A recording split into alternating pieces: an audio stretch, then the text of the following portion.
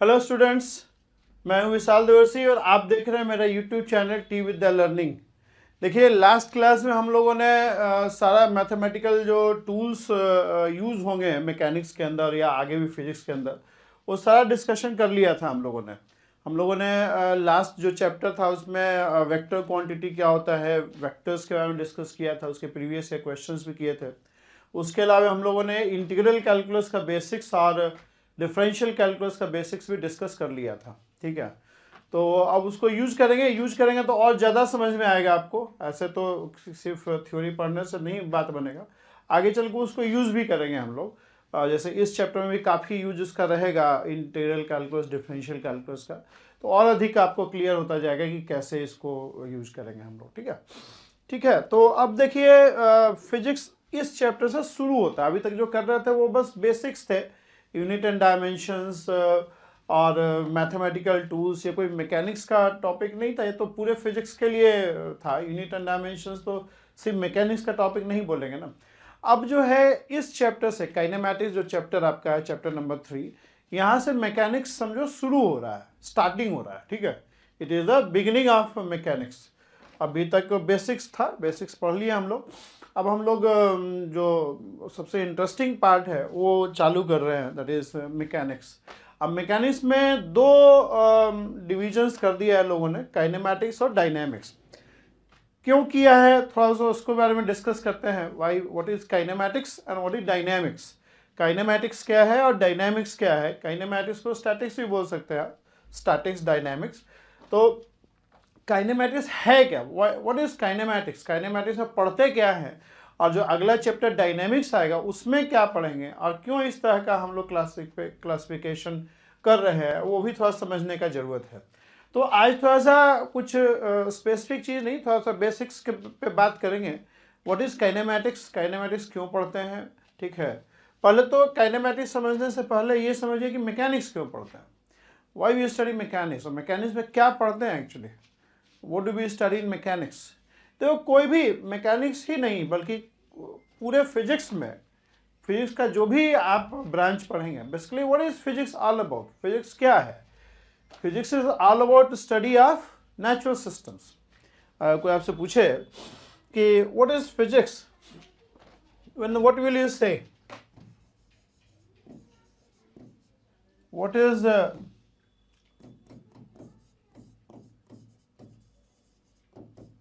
So, as I define, and the great people also define, physics is basically study of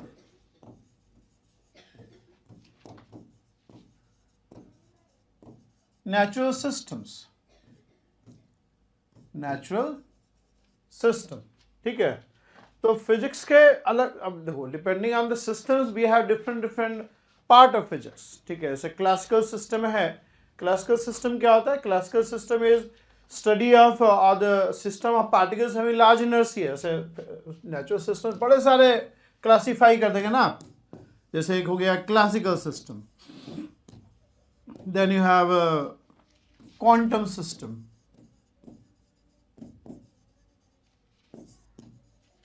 then you have electromagnetic system,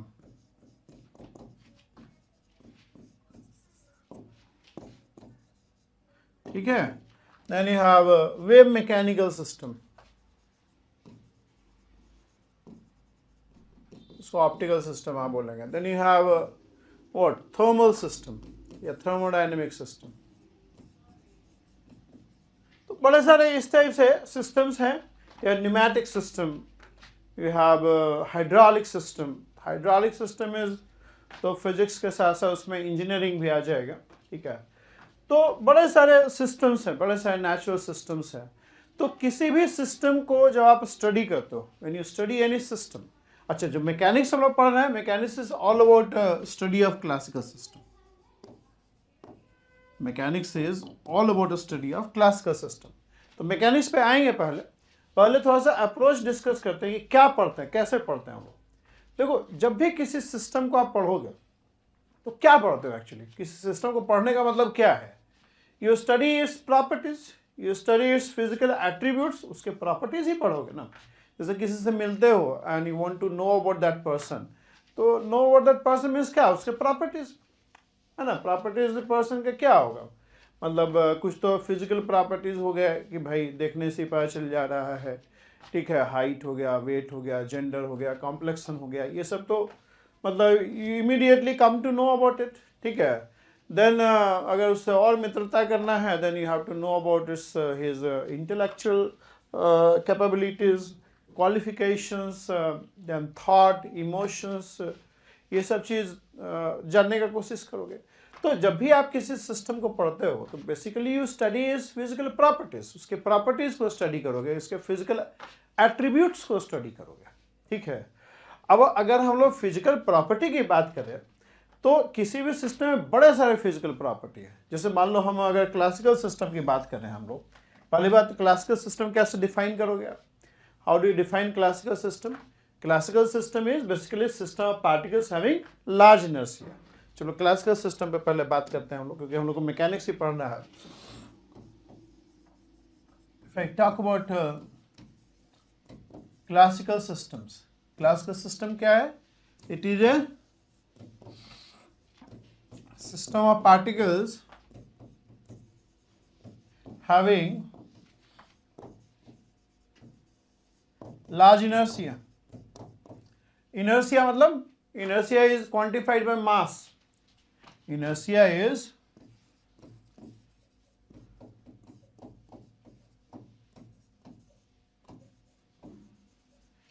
inertia एक physical property है, मतलब जिससे system अपने physical state को uphold करता है। System का inertia मतलब inertia is basically a tendency of a physical system to uphold its existing physical state। जो फिजिकल स्टेट अपना फिजिकल स्टेट है उसको अपहोल्ड करने का जो टेंडेंसी है उसको इनर्शिया बोलते हैं। जैसे हम लोग अगर सोए रहते हैं तो हम लोग को मन करता है सोए ही रहें, तो वो क्या है, वो इनर्शिया, ये टेंडेंसी, इस टेंडेंसी को इनर्शिया बोलते हैं। इस टेंडेंसी को इनर्शिया बोलते हैं। जैसे आप लोग जेई का प्रिपरेशन चालू करते हो तो मन करता है यार करते रहें और एक बार कंप्लीट करके ही घर वापस जाएं, ठीक है। जैसे कोई मान लो दूसरी जगह जाके तैयारी कर रहा है, कोचिंग वोचिंग ज्वाइन करके, तो लगेगा कि यार इसको करो, बीच में घर नहीं जाओ, और लोग सजेस्ट भी करते हैं बीच में घर मत जाना यार, आज इसको करते रहो और एक बार फिनिश करके ही जाना। तो ये tendency, what is this tendency? This tendency is called inertia. इस टेंडेंसी को इनर्शिया बोलते हैं। कोई मूवी देखते हैं आप तो मन करता है देखते ही नहीं, खत्म हो जाए तभी हम लोग उसको छोड़ें, तो वो भी इनर्शिया है। आजकल देखो वेब सीरीज आता है, पहले वेब सीरीज ठीक है जैसे तो हम लोग के लिए ठीक है, थोड़ा थोड़ा एक एक सीरियल देखते हैं हम लोग, उसको सीरियल की तरह देखते हैं।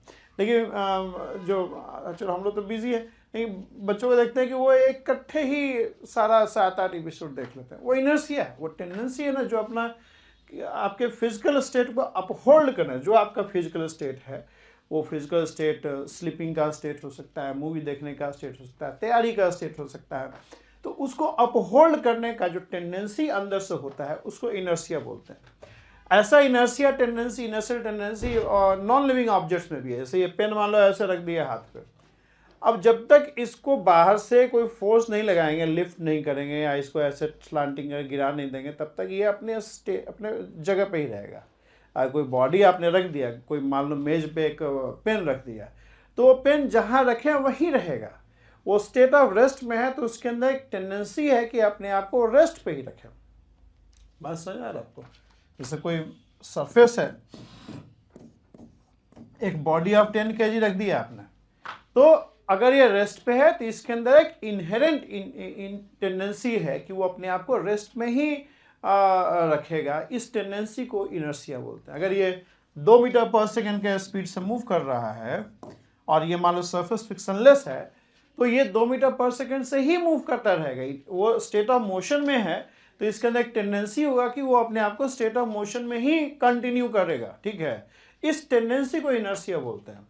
और देखा गया है कि ये इनर्शियल टेंडेंसी, जितना बॉडी के अंदर मैटर होता है ना, बॉडी के अंदर जितना मैटर ठुसा हुआ है उतना मतलब जिस बॉडी के अंदर ज़्यादा मैटर है तो उसका इनर्शिया भी ज़्यादा होता है। ऐसा देखा गया है, ऐसा हम लोगों ने फील किया, ऑब्जर्व किया है कि those object where the amount of matter content, जहाँ पे अमाउंट ऑफ मैटर कंटेंट जो है वो हाई है, तो उसका इनर्शियल टेंडेंसी भी हाई है। ऐसा हम लोग का ऑब्जर्वेशन है, ऐसा हम लोग का ऑब्जर्वेशन है कि जिस भी बॉडी के अंदर अमाउंट ऑफ मैटर कंटेंट ज़्यादा है उसका हमने देखा है कि उसके अंदर वो इनर्शियल टेंडेंसी भी हाई होता है। तो मास क्या है? Mass is a physical quantity which quantifies this strength of tendency. Mass एक फिजिकल क्वांटिटी है जो ये स्ट्रेंथ ऑफ जो इनर्शियल टेंडेंसी है, जो इनर्शियल टेंडेंसी है उसको क्वांटिफाई करता है। यानी मास जो है, mass is a physical quantity. देखो जितने भी फिजिकल एट्रीब्यूट्स हैं, कई फिजिकल एट्रीब्यूट्स तो क्वांटिफाइड फॉर्म में है। जैसे मान लो हम कहें कि इसका लंबाई चौड़ाई या इसका वॉल्यूम तो अपने आप एक क्वांटिफाइड टर्म है। लेकिन हम लोग इनर्शिया की बात करें तो इनर्शिया एक क्वांटिफाइड टर्म नहीं है। इनर्शिया जो है अपने आप एक क्वालिटेटिव टर्म है कि भाई टेंडेंसी है अपने फिजिकल स्टेट को अपहोल्ड करने का। तो ऐसे फिजिकल प्रॉपर्टीज को क्वांटिफाई करना पड़ता है। उसको क्वांटिफाई करने के लिए हम लोग एक फिजिकल क्वांटिटी डिफाइन करते हैं। जैसे हमने डिफाइन किया मास, ये डिफाइन मास। भगवान ने मास डिफाइन नहीं किया, मतलब भगवान ने तो इनर्शिया प्रॉपर्टी दिया, इनर्शियल प्रॉपर्टी दिया है। इनर्शियल प्रॉपर्टी को क्वांटिफाई हम लोगों ने किया कि भाई इनर्शियल प्रॉपर्टी हमने ऑब्जर्व किया कि ये जो इनर्शियल प्रॉपर्टी है अपने आप को अपहोल्ड करने का, फिजिकल स्टेट को अपहोल्ड करने का, ये हमने देखा कि अमाउंट ऑफ मैटर कंटेंट पर डिपेंड कर रहा है। ठीक है, तो हमने इसको क्वांटिफाई किया बाय मास और हमने देखा कि चूंकि हम लोग इनर्शिया को क्वांटिफाई कर रहे हैं मास से, तो वी सेड कि mass is amount of matter content और we can say mass depends on amount of matter content. मतलब जिसके अंदर जितना ज़्यादा मैटर कंटेंट है उसका मास उतना ही अधिक हमने दिया। हमने कैलकुलेशन किया ना कि भाई जितना मैटर कंटेंट है उसके हिसाब से उसको मास जो है असाइन करते जाओ। ठीक है, जिस बॉडी के अंदर ज़्यादा मैटर कंटेंट है उसको ज़्यादा मास असाइन करो, जिस बॉडी के अंदर कम मैटर कंटेंट है उसको कम मास असाइन करो। ठीक है, तो mass is we have defined mass, we have given a physical quantity mass to every body, mass। इसलिए थोड़ा सा एक मैसेज है वो थोड़ा क्लियर करना चाहते थे कि जैसे पहले से आप पढ़ते हो ना, मास is amount of matter content in body, थोड़ा सा अभी बदल जाएगा डेफिनेशन ना। हम लोग कहेंगे mass depends on amount of matter content in body. Mass is basically measure of inertia, mass is measure of inertia which depends on amount of matter content in body. थोड़ा सा इसको समझने का जरूरत है। Mass is measure of inertia and the inertia depends on amount of matter content in a body. So we say mass depends on amount of matter content in a body। कई बार जैसे अभी तो चलो ठीक है आप बोल दोगे चल जाएगा mass is amount of matter content in a body, लेकिन ये सही नहीं है क्योंकि mass depends on something else also। मतलब आगे चल के जब थोड़ा सा हायर फिजिक्स में जाओगे और रिलेटिविटी वगैरह पढ़ोगे तो देखोगे कि मास जो है ऑब्जर्वर के वेलोसिटी पे भी डिपेंड करता है। ठीक है, एनीवे वो नहीं पढ़ना है हम लोग को, आप आगे जाके देखोगे। If you happen to study relativistic mechanics then you will find that mass depends on the person who is observing it. ठीक है, इसलिए मैं आपको बोल रहा हूँ mass depends on amount of matter content body, mass is not matter content in body. Mass basically amount of matter content नहीं है, मास डिपेंड करता है। ठीक है, अमाउंट ऑफ मैटर कंटेंट पर। एनीवे ठीक है, अगर समझे ठीक है, नहीं समझे फिर भी ठीक है। तो if you don't understand you just keep in my mass is amount of matter content, वो चलेगा अभी 11th 12th के लिए। एनीवेज तो let's come to the our topic. हमने क्या डिफाइन किया? Classical system is system of particles having large inertia. आप लार्ज मास ही बोल सकते हो। ठीक है, इनर्शिया जो है एक क्वालिटेटिव टर्म है जिसको मास के टर्म में क्वान्टिफाई किया जाता है, इसको मास से हम लोग क्वान्टिफाई करते हैं। ठीक है, क्वालिटेटिव और क्वांटिटेटिव मतलब समझ रहे हो ना। क्वालिटेटिव जैसे हो गया ऑनेस्टी। ऑनेस्टी क्या है? एक क्वालिटेटिव प्रॉपर्टी है। ऑनेस्टी एक क्वालिटेटिव प्रॉपर्टी है, क्वांटिफाइड नहीं है। हम कहेंगे कितना ऑनेस्टी है तो कोई थोड़ी बोलोगे कि मेरा ऑनेस्टी लेवल 5 है या मेरा ऑनेस्टी लेवल 6 है, वैसे थोड़ी बोलोगे। तो ऑनेस्टी हो गया मतलब एक क्वालिटेटिव प्रॉपर्टी हो गया। अगर इसको हम लोग अगर ऑनेस्टी को फिजिक्स में कहीं यूज करना होगा ना, तो पहला काम जो करेंगे ना हम लोग उसको क्वांटिफाई करेंगे।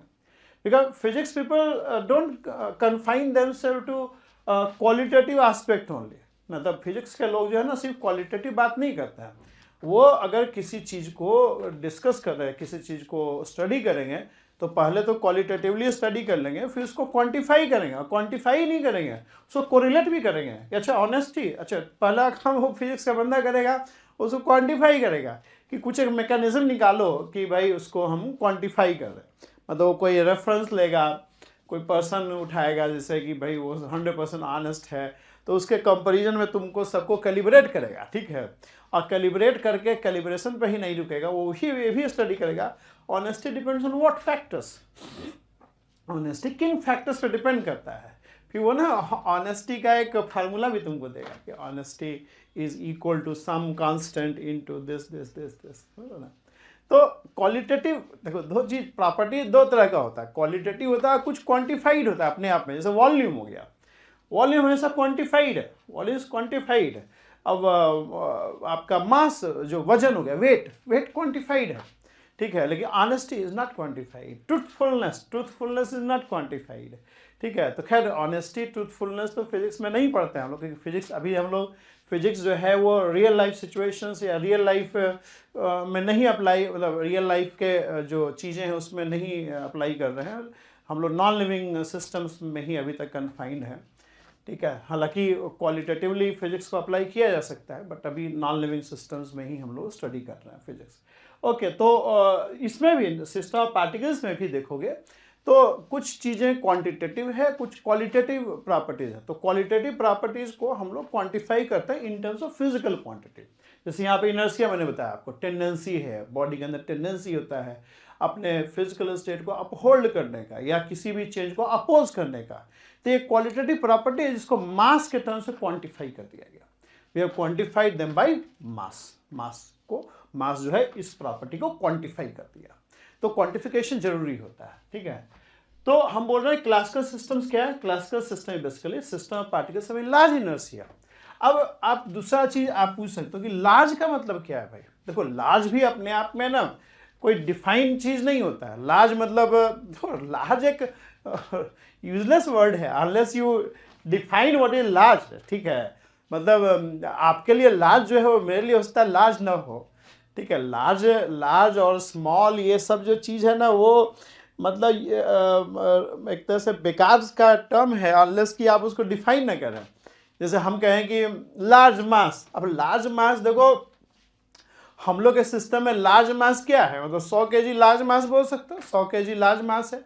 लेकिन अगर if I go in the system of the mosquitoes का सिस्टम में जाएंगे तो मॉस्किटोज का सिस्टम में तो even 100 gram will be very large मास, ठीक है। मतलब जो कीड़े मकोड़े का सिस्टम होता है उसमें तो 100 ग्राम भी बहुत लार्ज मास होगा। So what is large for them is not large for us, ठीक है।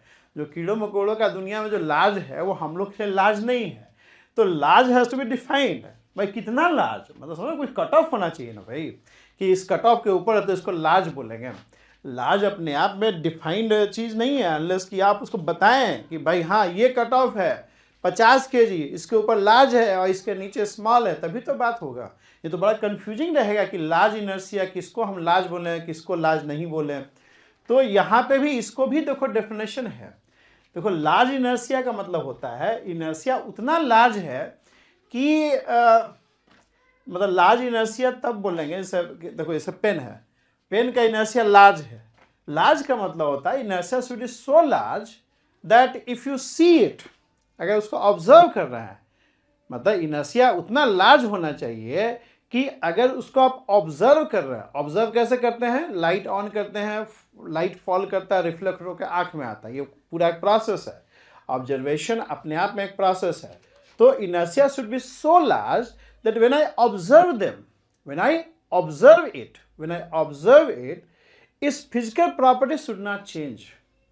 फिर से समझो, classical mechanics is classical system is system of particles having large inertia.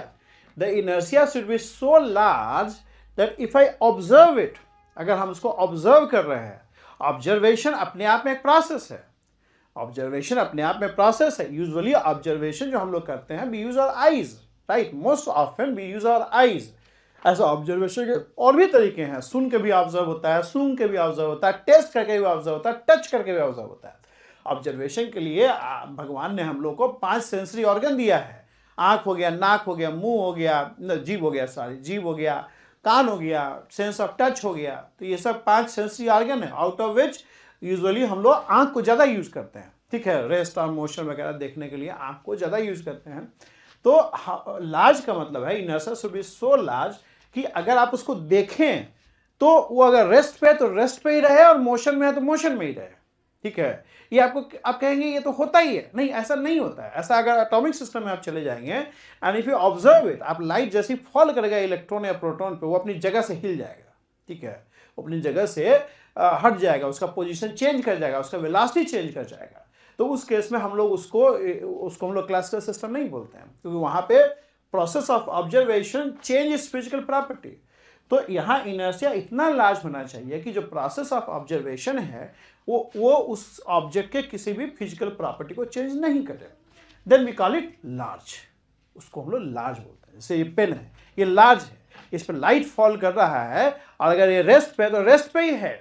अगर मोशन में रहेगा, जिस वेलोसिटी से मोशन में रहेगा वही वेलोसिटी मेंटेन करेगा, अगर लाइट फॉल कर जाएगा तो। समझ लो, यही चीज इलेक्ट्रॉन के बारे में नहीं बोल सकते हो तुम। इलेक्ट्रॉन अगर घूम रहा है, उस पर लाइट फॉल कर जाए, वो बिल्कुल अनप्रेडिक्टेबली उसका वेलोसिटी वगैरह चेंज कर जाएगा। In that case I won't say electron mass is large.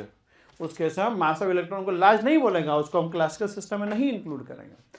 So the classical system is system of particles having large inertia. Inertia should be so large that if I observe them, its physical properties should not change. its physical property should not change. तो वो उसको हम लोग large बोलते हैं, we call it large, ठीक है।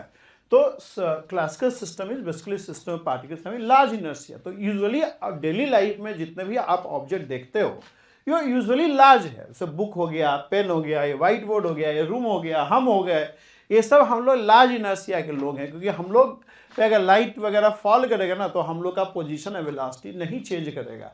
तो हम कह सकते हैं कि हम लोग का मास लार्ज है, या तुम्हारा मास लार्ज है, या ये पेन लार्ज है, ये व्हाइट बोर्ड लार्ज है, ठीक है, ये सब लार्ज है। ये फैन इधर लगा हुआ दिख नहीं रहा आपको, ये भी लार्ज है। ये वॉल लार्ज है, ठीक है। ये फोम जो है ये भी लार्ज है। ये फोम देखो, ये फोम ही नहीं दिख रहा। चलो ये लार्ज है, सब लार्ज है, ठीक है। ये पेन लार्ज है, दिस पेन इज लार्ज, ठीक है। तो यू अंडरस्टैंड लार्ज इनर्शिया, ठीक है। थोड़ा मतलब समझना है, समझाने की कोशिश कर रहे हैं, ठीक है। समझेंगे तो थोड़ा इंटरेस्ट आएगा, ठीक है। System of particle having large inertia. Classical system क्या है? System of particle having large inertia. और जो the part of mechanics, the part of physics, the branch of physics which is devoted to study this system is called classical mechanics. इसको आप mechanics बोलते हो, इसको आप mechanics बोलते हो। So mechanics is basically study of classical system.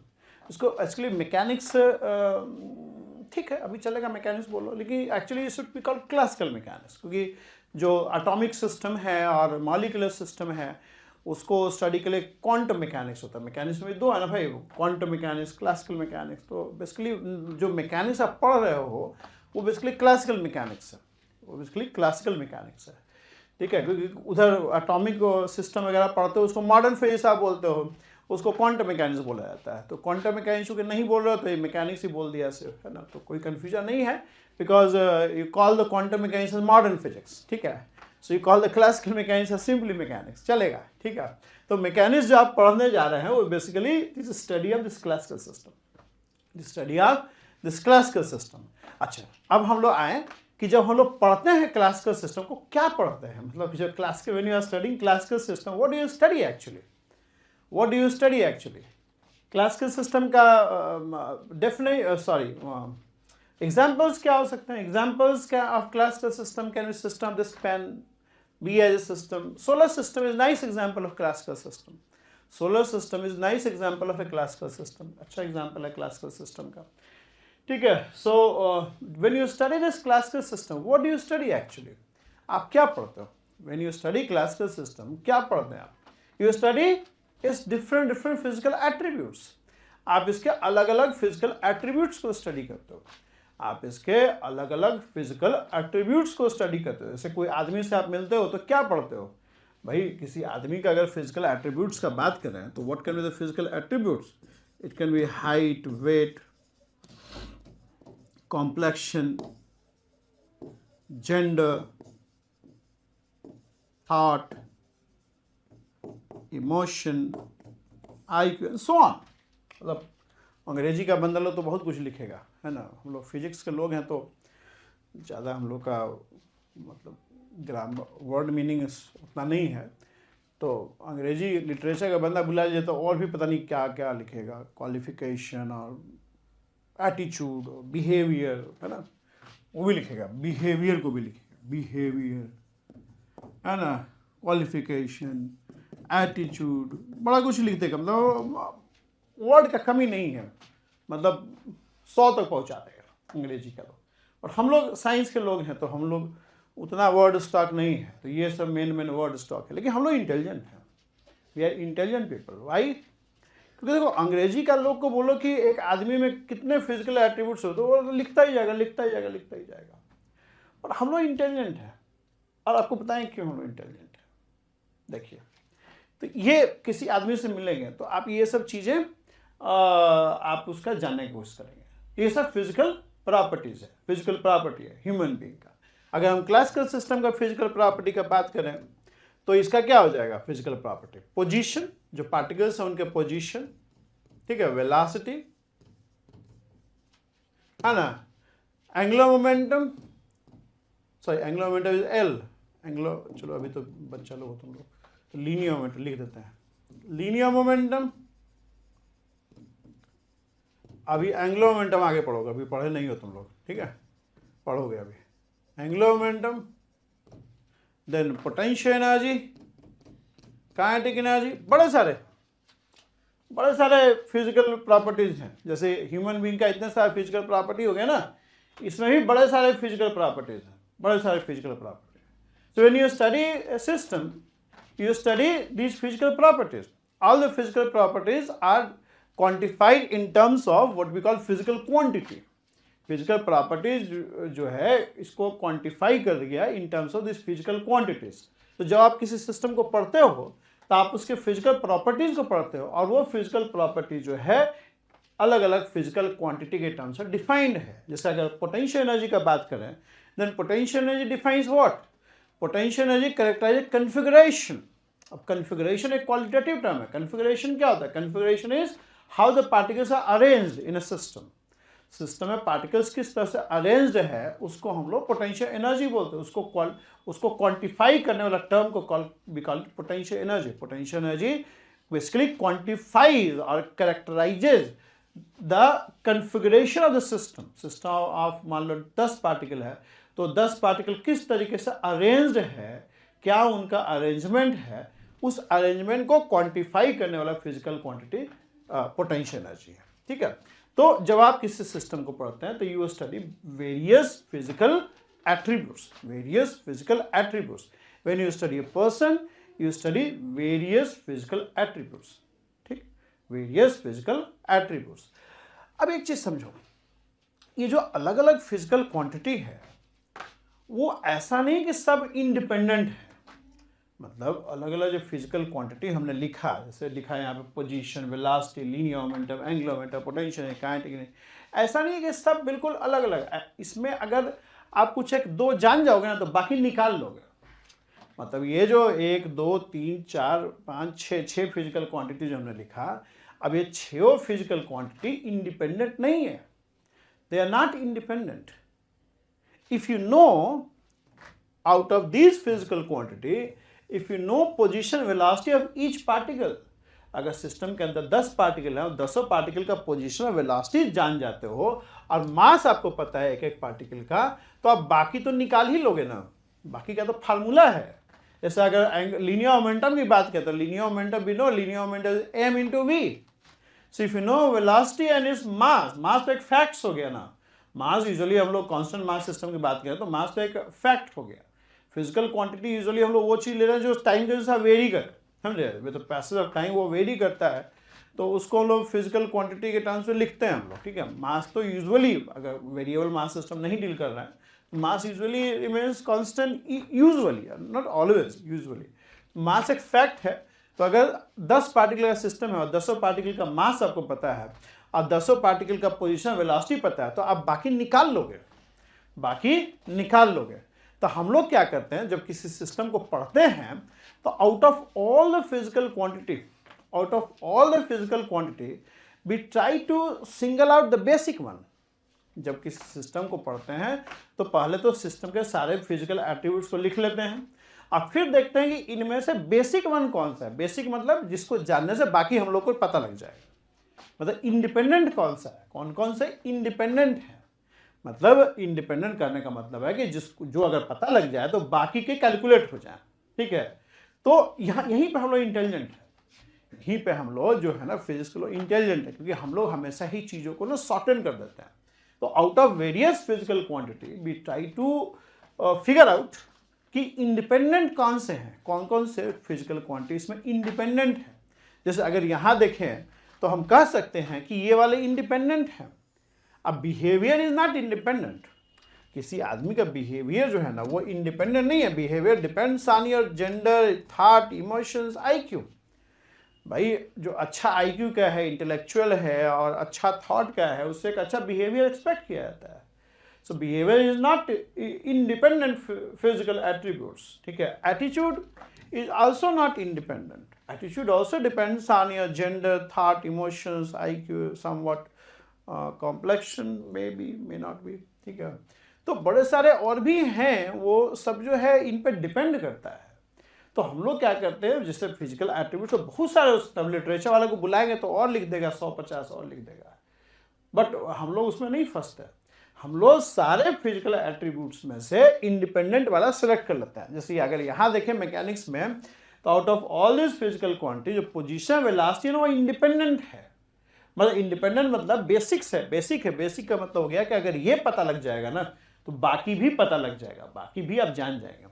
तो हम लोग क्या करते हैं, पहला काम जो करते हैं, the first thing you do when you study any system, B it classical system, quantum system और इलेक्ट्रोमैग्नेटिक सिस्टम, कोई भी सिस्टम पढ़ते हैं, तो हम लोग सारे फिजिकल क्वांटिटी में से basic physical quantity figure out कर लेते हैं, ठीक है। अब बेसिक फिजिकल क्वांटिटी को फिगर आउट करके जो स्टेप 1 है किसी भी सिस्टम को पढ़ने का, what we do is we define the physical state of the system, state of the system. Physical state क्या है? Physical state consists of the basic physical quantities. The definition of physical state बोलोगे, physical state में सब कुछ आया था, but definition of physical state consists of the basic physical quantities. Basic physical quantities का मतलब है कि उनको अगर जान जाओगे तो बाकी के फिजिकल क्वांटिटी आपको नोन हो जाएगा। तो क्लासिकल सिस्टम में how do we define the physical state? The physical state of classical system, the physical state of classical system, the mechanics में, mechanics study of classical system is defined by the respective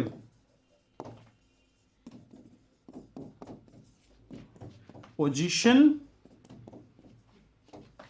and velocity of all the particles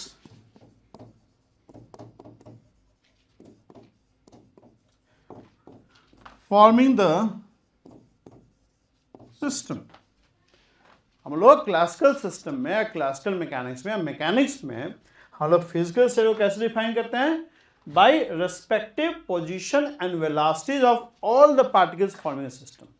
bye respective position and velocities of all the particle forming a system हम लोग क्या करते हैं कि classical system का वो physical state define करते हैं। ये स्टेप 1 होता है। किसी भी सिस्टम का फिजिक्स पढ़ेंगे, चाहे आप सिस्टम ऑफ चार्ज पार्टिकल्स पढ़ें या mass system of classical system पढ़ें या क्वांटम सिस्टम पढ़ें या थर्मोडाइनेमिक सिस्टम पढ़ें, out of all the physical quantities we try to single और बेसिक वन, और उससे उस सिस्टम का फिजिकल स्टेट को डिफाइन कर देते हैं।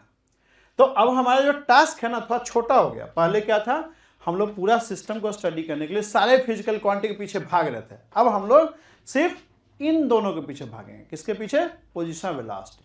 जब भी हम लोग क्लासिकल सिस्टम आएगा तो हम लोग ट्राई करेंगे पोजीशन वेलोसिटी निकालने की कोशिश करेंगे। Will try to find out position velocity only, क्योंकि हम लोग को पता है कि बाकी तो फार्मूला है हमारे पास। बाकी में तो क्या है कि आपका बाकी जो है पोजीशन वेलोसिटी के टर्म में एक्सप्रेस हो जाएगा, ठीक है। तो हम लोग का टास्क देखो थोड़ा सा छोटा हो गया, टास्क थोड़ा सा हम लोग का बिल्कुल वो हो गया कि भाई क्या करना है, एम हम लोग का डिफाइन हो गया कि अच्छा क्लासिकल सिस्टम आ रहा है, जब उसको स्टडी करना है तो हम लोग को पोजिशन वेलोसिटी निकालना है। तो that is how we define physical state. तो पहला काम जो करते हैं, you define the physical state of the system. आप फिजिकल स्टेट को डिफाइन करते हो, पहले सिस्टम के फिजिकल स्टेट को डिफाइन करते हो। और ये काम बार बार नहीं होता, ये एक बार होता है और हमेशा के लिए हो जाता है। मतलब physical state of classical system को ऐसा नहीं कि आज डिफाइन हुआ, ये 500-600 साल बड़े लोगों ने डिफाइन कर दिया, ठीक है, 500-600 साल बड़े लोगों ने डिफाइन कर दिया, उसको आज से हम लोग फॉलो करते आ रहे हैं।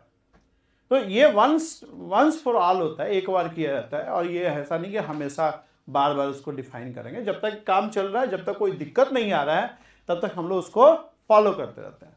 So the very first step of studying any system is to define the physical state of the system, is to define the physical state of that system.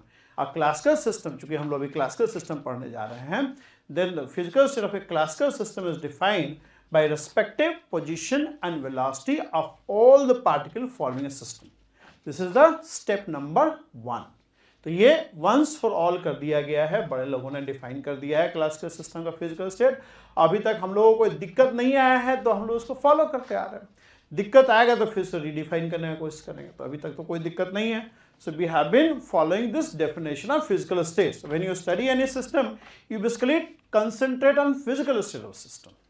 आप फिजिकल स्टेट पे कंसंट्रेट करेंगे। जैसे अगर thermodynamic system की बात करें तो वहाँ फिजिकल स्टेट डिफाइंड है प्रेशर, वॉल्यूम, टेम्परेचर, ठीक है। अगर क्लोज सिस्टम है, अगर ओपन सिस्टम है तो नंबर ऑफ मोल्स भी आ जाएगा, ठीक है।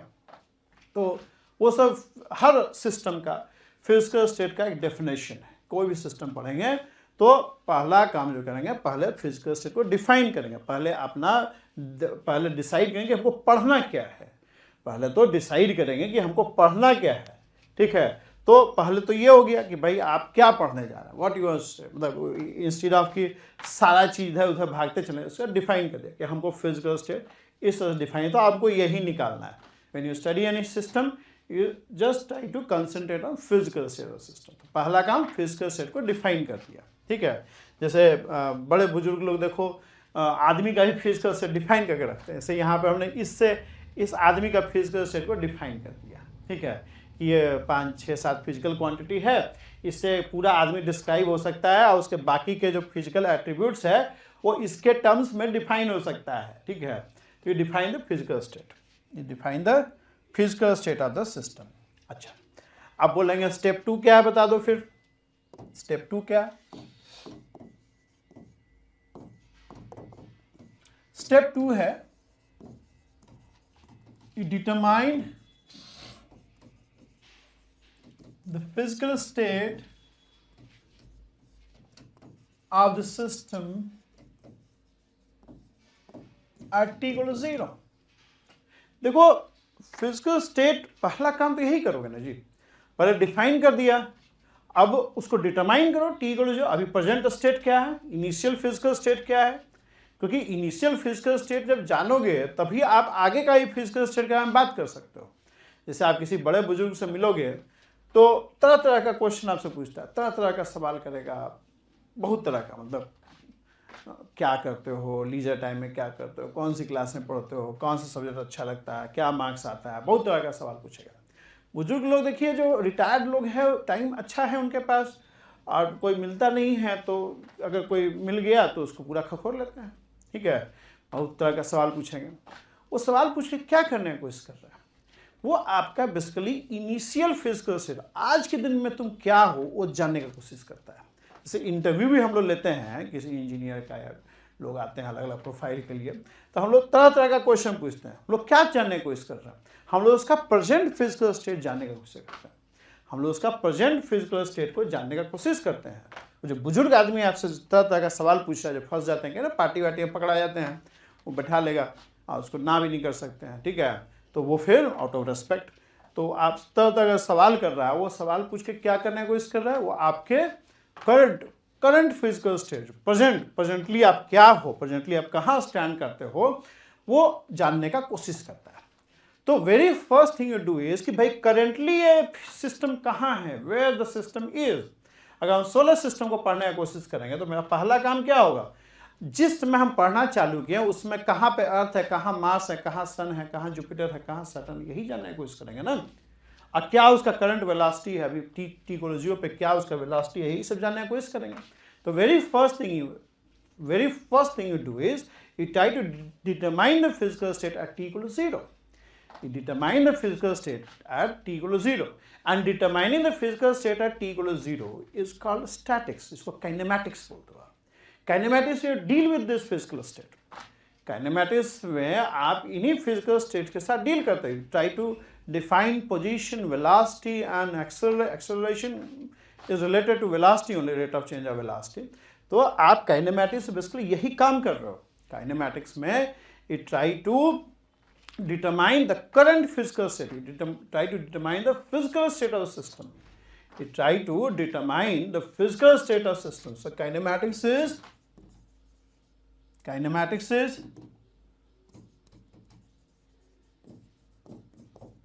is all about determining the physical state of system.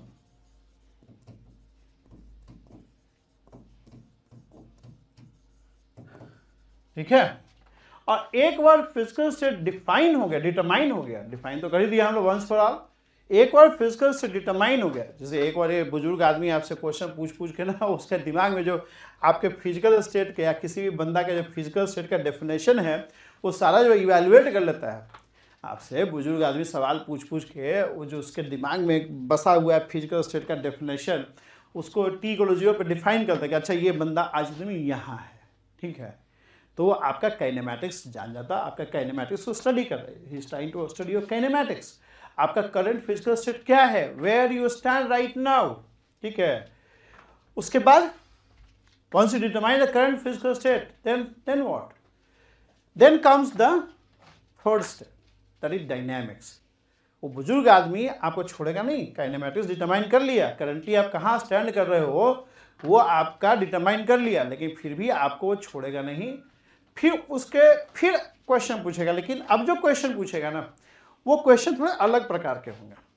अभी तक जो आपसे क्वेश्चन पूछ रहा था वो आपसे रिलेटेड पूछ रहा था कि तुम क्या करते हो, कौन से क्लास में पढ़ते हो, क्या तुमको अच्छा लगता है, कहाँ घूमते हो, तुम्हारे से रिलेटेड क्वेश्चन पूछ रहा था।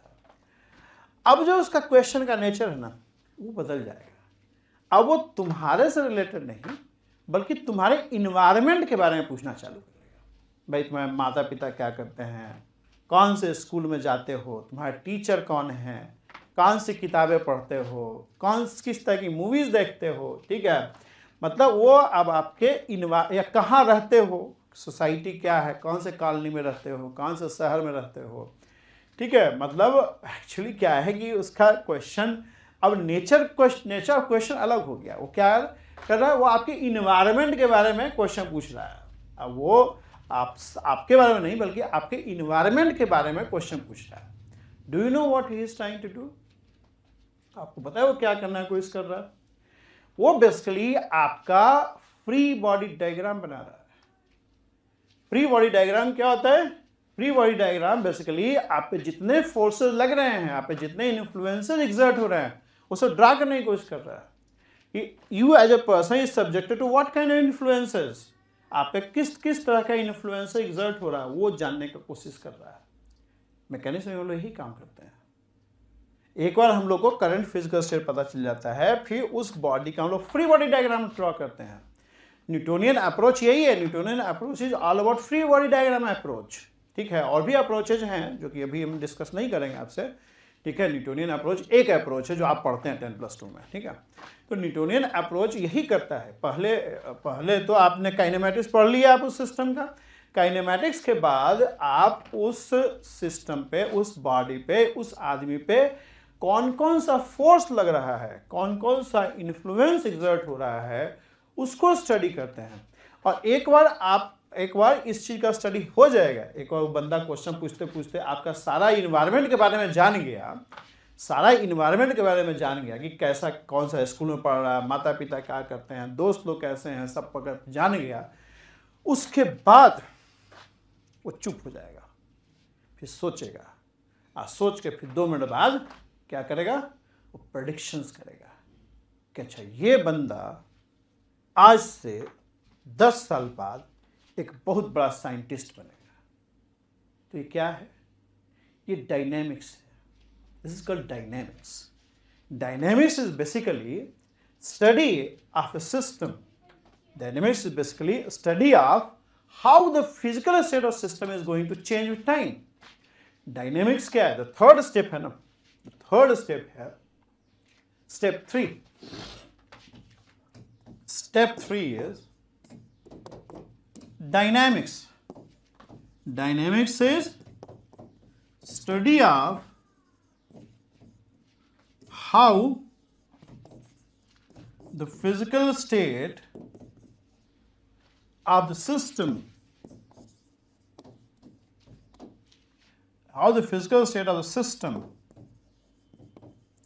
evolves, evolve मतलब changes with time when it is subjected to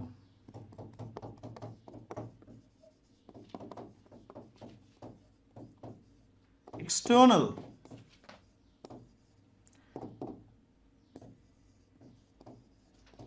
influences. इसको डायनेमिक्स बोलते हैं। डायनेमिक्स से क्या करते हैं हम लोग स्टडी करते हैं कि किस तरीके से physical state of system change करेगा when it exerted external influences. है ना, जैसे पेन है, इसको छोड़ देंगे तो क्या होगा? इस पर एक फोर्स लगेगा mg और उसकी वजह से नीचे की तरफ एक्सेलरेट करेगा। तो इस स्टडी को डायनेमिक्स बोलते हैं।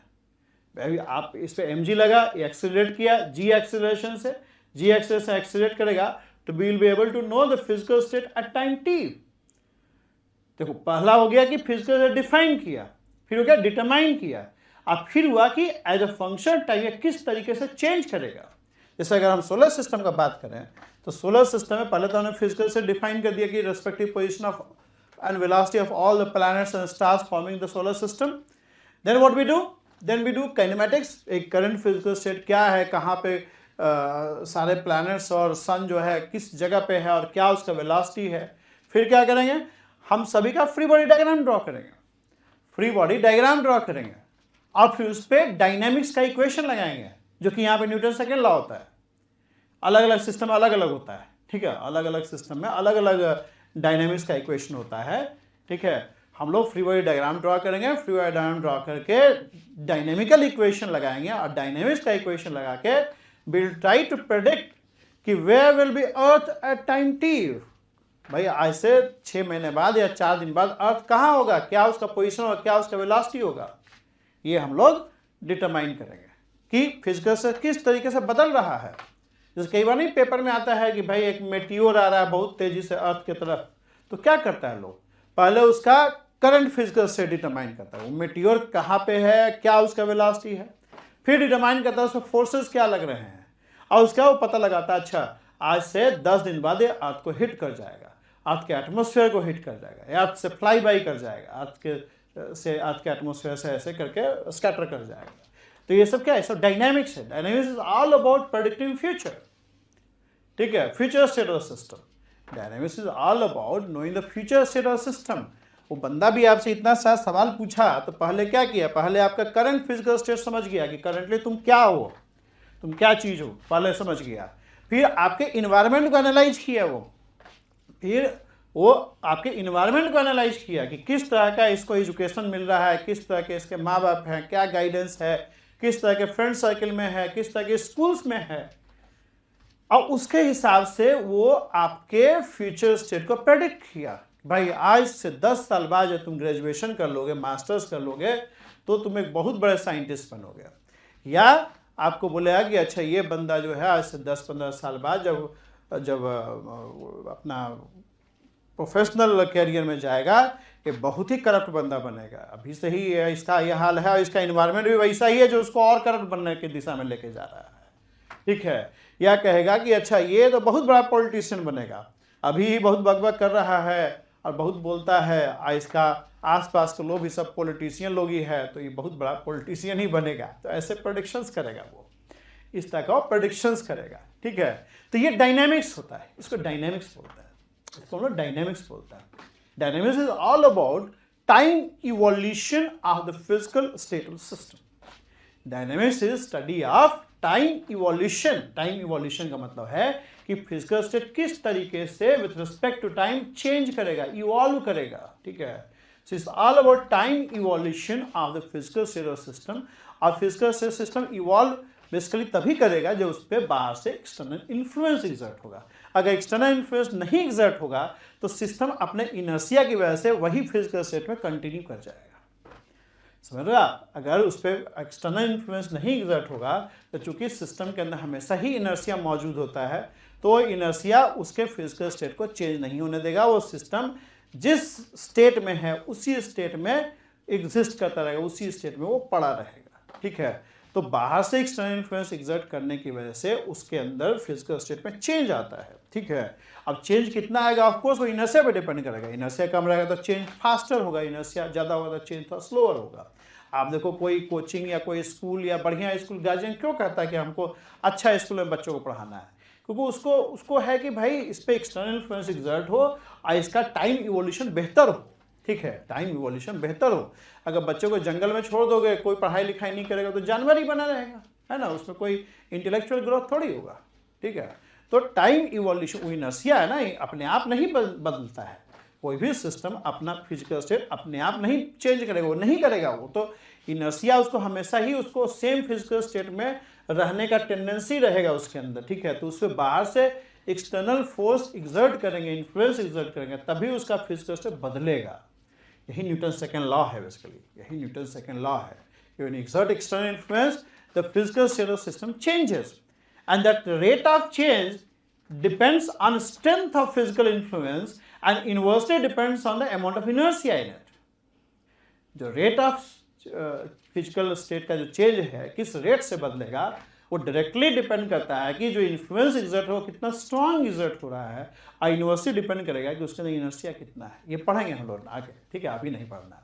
न्यूटन्स लॉज ऑफ मोशन है, ये पढ़ेंगे हम लोग जब नेक्स्ट चैप्टर में जाएंगे. अभी हम लोग काइनेमैटिक्स पे हैं, हम लोग डायनेमिक्स नहीं पढ़ेंगे अभी. इस चैप्टर में हम लोग will be confined to step 2 only. ठीक है, step 3 will go in next chapter. ठीक है, ज़्यादातर मैकेनिक्स यही है, मैकेनिक्स का मेजर पोर्शन तो यही है आपका. तो पहले हम लोग काइनेमैटिक्स फिनिश कर लिया जाए इस चैप्टर में. पहले हम लोग पोजीशन, वेलोसिटी, डिस्प्लेसमेंट इस सब का स्टडी कर लेते हैं. फिर नेक्स्ट चैप्टर में जो है फोर्सेस वगैरह इंट्रोड्यूस करेंगे तो हम लोग डायनामिक्स भी पढ़ना चालू करेंगे. Dynamics will be more interesting, kinematics is also interesting. ठीक है, तो काइनेमैटिक्स तो पढ़ना ही पड़ेगा ना. स्टेप 2 नहीं पढ़ेंगे तो स्टेप 3 कैसे पढ़ेंगे? स्टेप 1 तो वंस फॉर ऑल हिस्टोरिक है भाई, respective position, velocity of all the particle forming a system. Step 2 we will be studying this chapter. Step 3 next chapter. Step 3 will be next chapter. Okay, so should I stop over here? काफ़ी बकबक कर लिए. ठीक है, तो let's stop over here.